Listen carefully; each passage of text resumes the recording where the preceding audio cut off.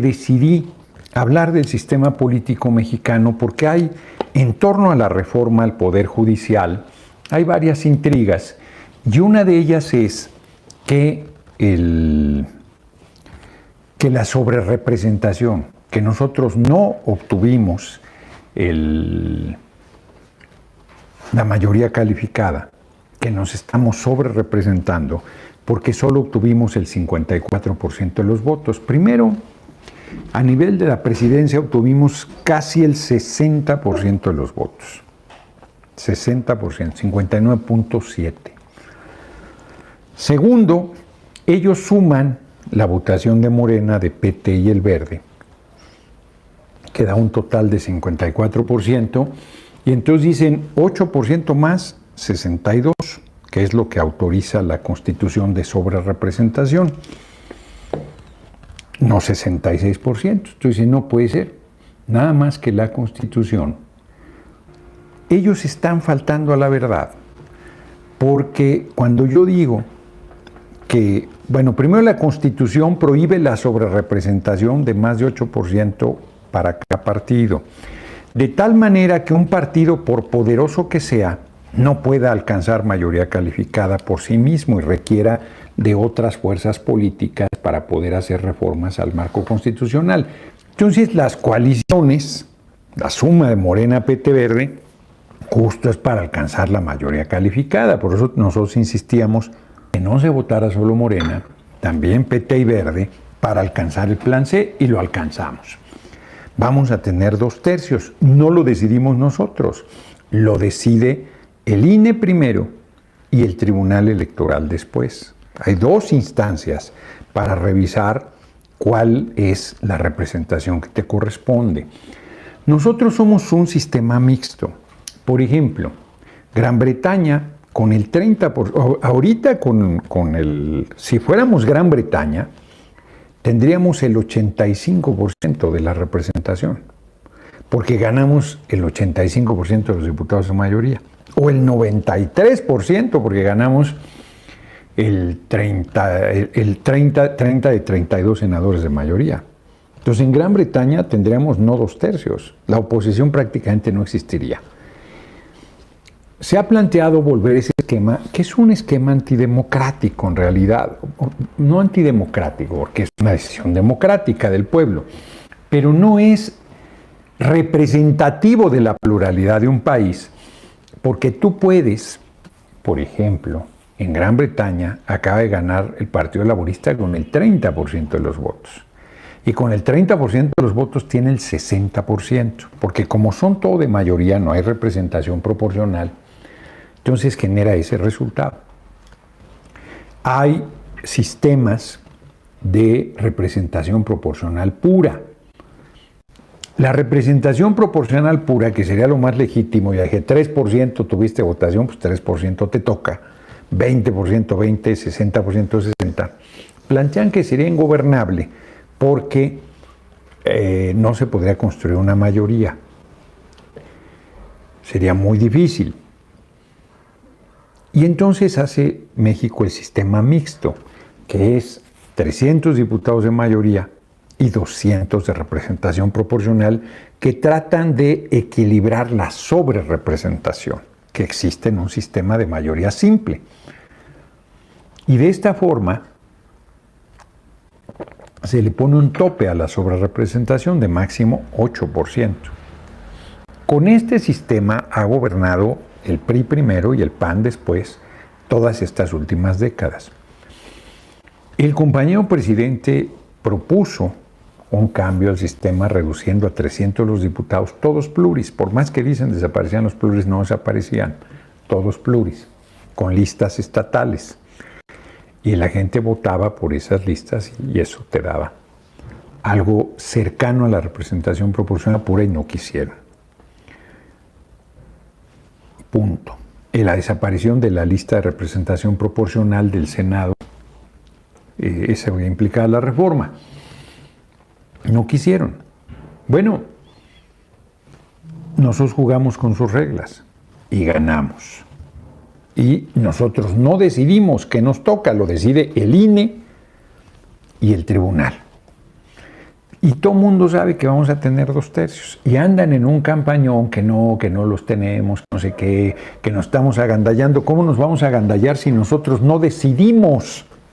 Eso lo decide el órgano electoral y en última instancia el Tribunal Electoral, que ha decidido siempre, las últimas décadas, esto, y que ha favorecido al PRI y al PAN con este esquema. Nunca pensaron que les iba a tocar vivirlo como minoría y que de todos modos ellos también reciben una dotación de diputados de representación proporcional. Por ejemplo, Acción Nacional va a tener más diputados de representación proporcional que de mayoría. Creo que tiene 32 de mayoría y va a tener 38, creo, de representación proporcional.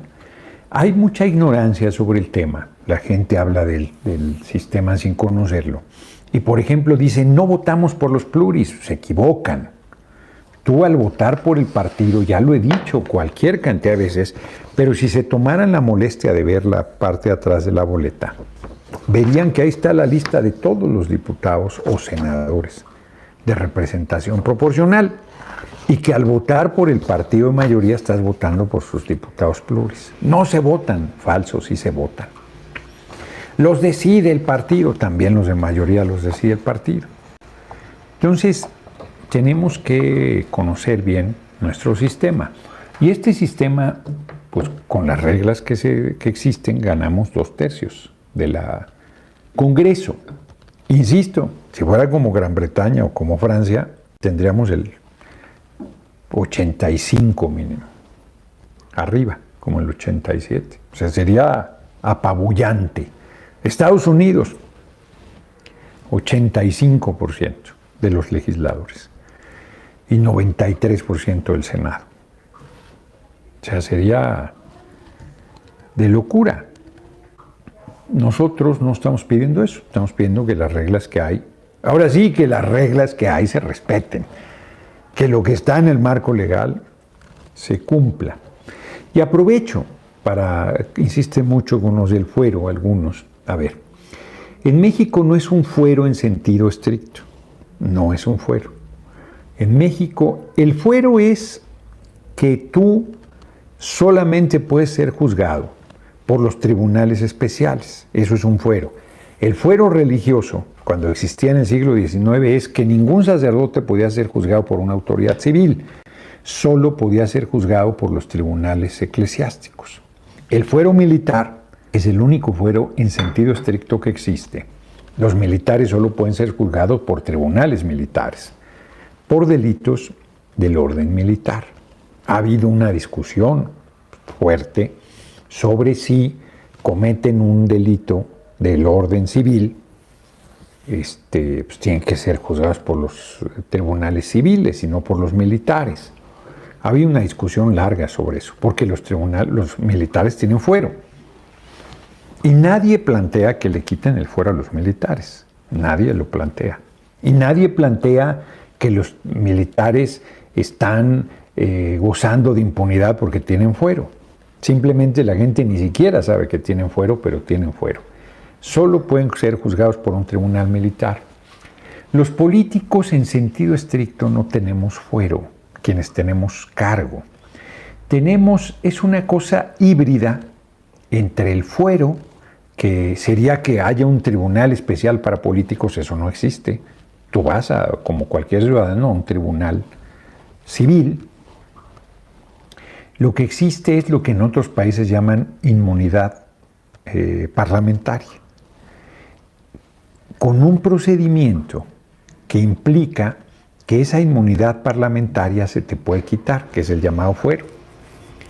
Si cometiste un ilícito o se te acusa de haber cometido un ilícito, y lo que el legislador mexicano determinó es que, no sé cómo funciona la inmunidad parlamentaria en otros lugares, si al quitarte la inmunidad te están declarando culpable, pero aquí no es así. Aquí, si se presume que sí cometiste un ilícito, eso no lo juzga la Cámara de la que formas parte. lo único que hace es quitarte la protección, quitarte el fuero para que vayas a los tribunales a defenderte. Si juzga que hay una persecución en tu contra, política o de las fuerzas económicas, y que te están inventando un delito para sacarte de la actividad política, no te quitan el fuero. Y por lo tanto, no te pueden hacer nada. Así es como debe funcionar. Mientras el PRI y el PAN gobernaron, efectivamente el fuero se convirtió en un instrumento de impunidad. Eso es cierto, eso es cierto. Pero ahora con nosotros no es así. Charrés, que ayer no me acordé, en 2018, casi empezando la legislatura, se vio involucrado en un accidente que perdió la vida un taxista y le quitamos el fuero. Y estuvo en la cárcel, no por ese accidente, curiosamente, sino porque el hermano, en complicidad con el gobernador Omar Fayad, uno de sus hermanos lo acusó de que lo había intentado matar. Y entonces lo mandaron a la cárcel. Estuvo como 3 años. Yo lo visité ahí y presioné para que fuera liberado. Y salió hacia el final del mandato de Fayad, o al principio del actual gobernador de Hidalgo. No sé efectivamente en qué momento, pero salió en esa recientemente. Le quitamos el fuero a cabeza de huevo. Y la Corte, que ha estado actuando de manera incorrecta, dijo que tenía un fuero estatal. Y como tenía el control de los diputados locales, pues no le quitaron el fuero. Y bueno, iba a regresar a la Cámara, pero se acreditó que estaba prófugo de la justicia y no se le permitió ser candidato a diputado federal. Ahí Sergio Gutiérrez Luna y el equipo que él encabeza hicieron muy buen trabajo, la verdad. Así fue. Entonces el fuero que mucha gente plantea, o gente, no mucha, poca gente, compañeros, compañeras, han planteado, porque la derecha a través de los medios se encargó de promover un proceso que yo insisto y llamo de despolitización, donde la gente sin conocer el sistema político empezó a odiar el fuero, los pluris y que hubiese financiamiento público para los partidos. Y entonces reitero que esta es una posición que Pedro Ferriz, ahí está, revisen las notas de prensa, Pedro Ferriz presentó firmas para que se quitara el fuero, para que se quitara los pluris. Es una agenda de la derecha, no es una agenda nuestra, pero logró permear al pueblo y es una posición que sectores importantes de la población plantean. Yo creo que sería un error y una irresponsabilidad quitar el financiamiento público, quitar el fuero y quitar la representación proporcional. Creo que sería un error gravísimo, mucho más que la elección, que también lo considero un error. Pero esto lo considero francamente un error absoluto, porque rompes con el sistema mixto que ha permitido una representación menos desequilibrada, menos abusiva, menos que una minoría se convierta en absoluta mayoría. Aquí ahorita somos... A ver, con el 54% de los votos tendríamos el 90% de la legislatura. Para que se den una idea de lo que estamos hablando. Así como lo plantean de manera mecánica la derecha. Si no hubiera representación proporcional, hoy tendríamos el 90%. Y alguien diría, muy bien. Sí, nada más que cuando te toque al revés, no te va a parecer muy bien. Y no te va a parecer muy bien que teniendo tú una votación importante, o no tengas representación, o tengas una representación muy disminuida. ¿Sí me explico? Entonces, no es correcto, no es representativo de la pluralidad del país y sería retroceder muchas décadas en lo que hemos avanzado, con muchas luchas y con mucho esfuerzo. Porque además, pues si tú quieres desaparecer al PRI, lo desapareces no votando por él, es el siguiente partido que va a desaparecer. Y no tiene que ver con que tenga pluris, con que no tenga pluris, con que tenga presupuesto, no tenga presupuesto. No tiene que ver con eso. Tiene que ver con el voto de la gente, como ya se mostró en el caso del PRD y como se ha demostrado en muchísimos partidos que han desaparecido. Y los actuales partidos, como lo dije en mi despedida de la Cámara de Diputados, estos partidos, hoy cumple 10 años Morena, es un partido muy joven, con resultados electorales extraordinarios. Pues Morena desaparecerá algún día, como desapareceremos todos, como desaparece toda forma de vida y toda creación humana. Sí, claro que desaparecerá. Yo hoy le decía larga vida. ¿Cuántos años vivirá? Pues quién lo sabe. El PRI pues va a cumplir, no los va a llegar, no los va a cumplir los 100. No los va a cumplir porque tendría que llegar al 2029 y en el 2027 a los 98 años va a desaparecer. No tengo duda. No tengo duda cómo va con Alejandro Moreno y con cómo van. Bueno, ya está Rubén Moreira diciendo que van a expulsar a todos los que estén inconformes. Y nos acusan de autoritarios, de antidemocráticos. El respeto al atropello ajeno es la paz. Pues no, lo puedes comentar. Lo puedes comentar.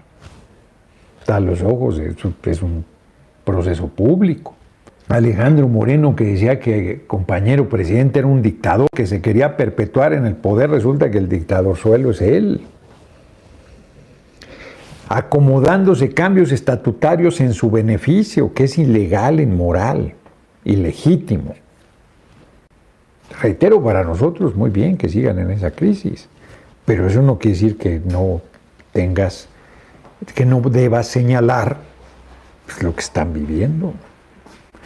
Por otro lado, Norma Piña, la ministra presidente de la Corte, cambió su posición otra vez, de decir que podía ser gradual. Ha estado rechazando la reforma.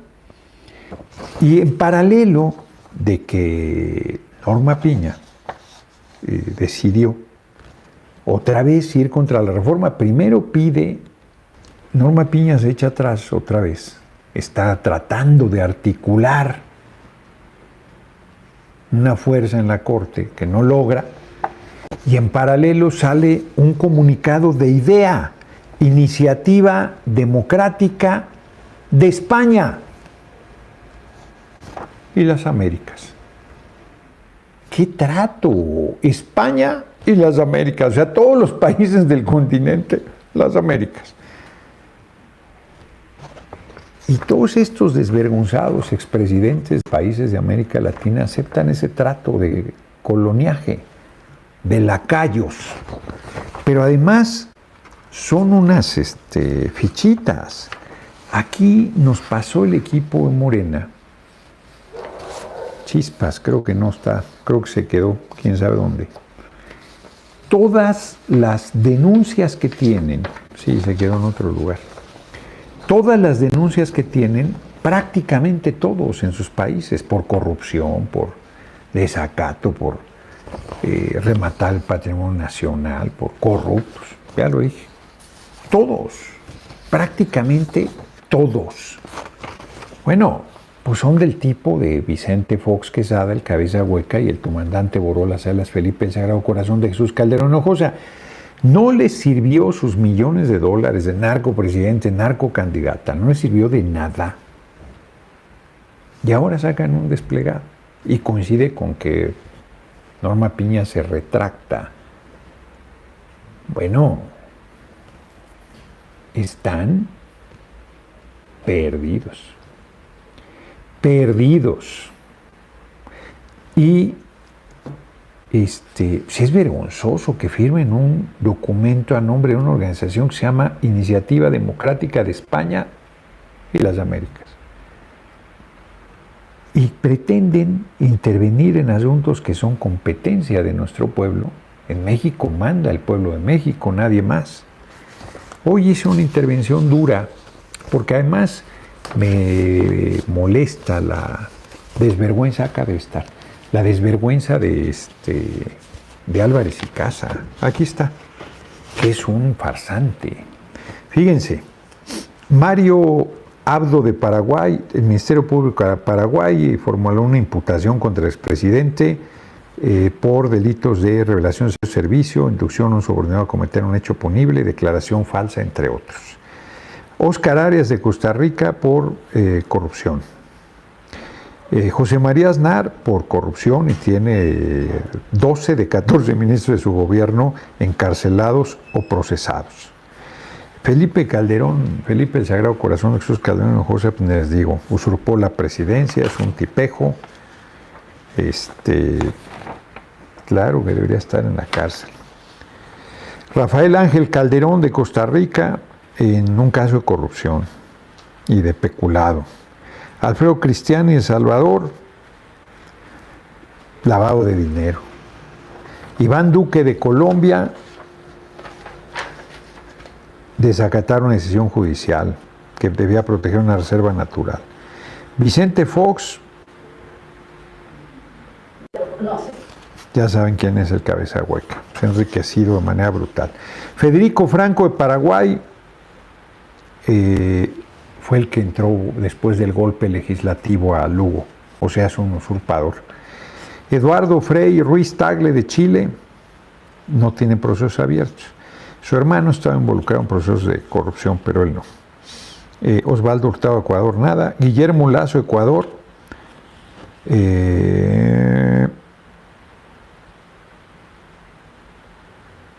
Distracción de fondos públicos. Hay un proceso ahí del Congreso ecuatoriano. Macri, pues, un corrupto y farsante, aunque no tiene procesos abiertos. Jamil Maguad de Ecuador, se le sentenció a 12 años de prisión en su momento. Jorge Tuto de Bolivia, condenado a 2 años y 8 meses por difamación, calumnias e injurias. Mariano Rajoy fue destituido en 2018 por casos de corrupción. Miguel Ángel Rodríguez de Costa Rica, sentenciado a 5 años de corrupción por casos de corrupción. Y finalmente Juan Carlos Guasmosi fue condenado a 4 años de prisión por desvío de $9 millones. Estos son los angelitos. Carlos Mesa de Bolivia, un juicio por sobornos. Lenín Moreno, el traidor del pueblo de Ecuador. La Fiscalía tiene un proceso pidiendo prisión preventiva oficiosa contra Lenín Moreno. Mireya Moscoso, también corrupción. Andrés Pastrana de Colombia, de Moscoso de Panamá. Andrés Pastrana de Colombia, vinculado a cárteles, al grupo de Cali, al cártel de Cali. Ernesto Pérez Valladares de Panamá, también vinculado al cártel de Cali. Estos son los que firman. Estos son los que firman el desplegado que les dije. Bueno, lo del financiamiento público, pues ¿cómo vas a hacer tu hijo del pueblo política sin financiamiento público? Si fuera como Estados Unidos, pues las empresas poderosas financian y entonces pues, nosotros no tendríamos cómo enfrentar esa maquinaria. Hay quien cree que si reduces el número de partidos se reduce el financiamiento. No, el financiamiento hay que reducirlo en la Constitución. Hay que reducirlo en la Constitución. La bolsa es la misma y se reparte si es 1 o son 10 o son 100 o son 1000. No tiene ninguna relevancia. Ninguna relevancia.